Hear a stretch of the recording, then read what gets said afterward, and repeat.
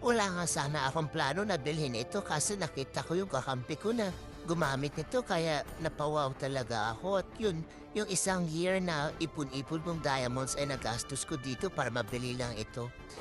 At ito nga yung Metro Skin Expo.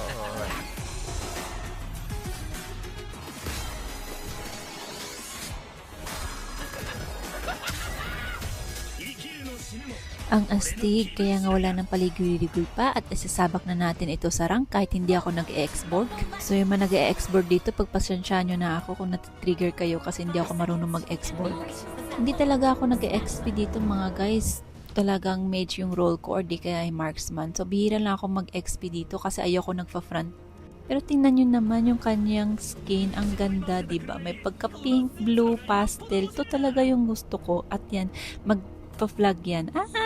Cute. Ay kaso hindi natapos. Magpa-flag yan tsaka mayroon pa yan eh.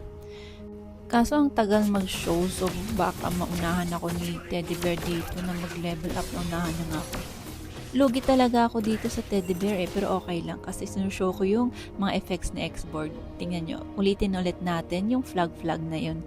So papakita ko sa inyo guys kung ano yung effect ng skin. So pag yan nang tumatambay siya ng matagal ay putik. Ay, bastos na Teddy Bear to. Pinapakita ko lang naman yung flag eh. Pinatay ako, mamaya ka lang visit ka ha. Ayan, ulitin ulit natin yung flag kasi ninterrupt tayo ni Teddy Bear. Ay, kaso sumugod si Alo sa kanya. Teka lang, Alo, bumalik ka muna. May flag pa akong isi-show. Ay, putik. Mukhang mamamatay pa si Alo kaya next time na lang guys. Namatay pa nga lalo. Sorry, Alo. Namatay tuloy si Along. Ay, hindi talaga. Kulit ng Teddy Bear na to ah. Next time ko na nga lang isushow kasi parang mamamatay ulit ako dito pag hindi ako nagseryoso dito eh. Pero tingnan nyo yung kanyang effect guys. Ng skill 1 at skill 2 niya. Ang ganda, diba?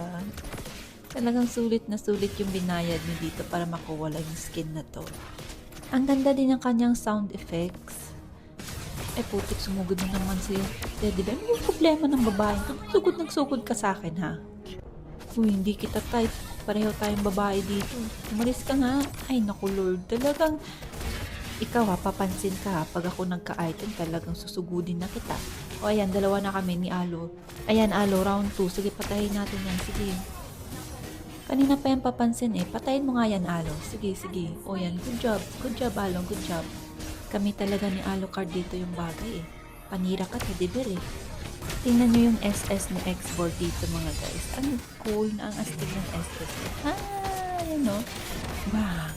Diba? Ang ganda ng effect. Ay kaso, ang dami dito. Back na. Uy, ayun, dumating yung mage namin. O sige, sugod mga kapatid. Ayan, kanina ka pa, patay ka. Visit ka, kanina ka pa talaga. So, nagka-item na nga tayo dito. Nakuha na natin yung ating main item dito, yung main attack item dito. So, kaya natin sumugo dito na walang worry kasi babalik na naman yung life niya sa kanya. Ano ba tawag yung kanyang, yan? Fire fuel? Fuel ba yan? Fuel? Yung maliliit-liit na, yung maliliit-liit na mga fire na naiiwan. Na parang mga bitlog-bitlog na ghost. Ang cute din nun. Nakita nyo ba? Para siyang mini fire. Para siya mga maliliit na mga soul. So, ang ganda ng skin na to guys. Parang feeling ko makakarating ako nito ng immortal pag ito gamit ko kahit hindi ako nag-e-XP. Hindi ko na lang kung tama ba yung build ko pero parang nag-build ako na dito ng 2 Athena kasi pansin ko puro magic damage sila eh.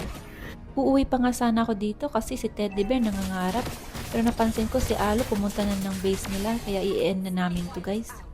I-end ko na to kasi hindi ko na show yung flag eh. Next na lang siguro, next video para ma-show ko. Sige, end na natin to. Victory! Ang astig ng skin.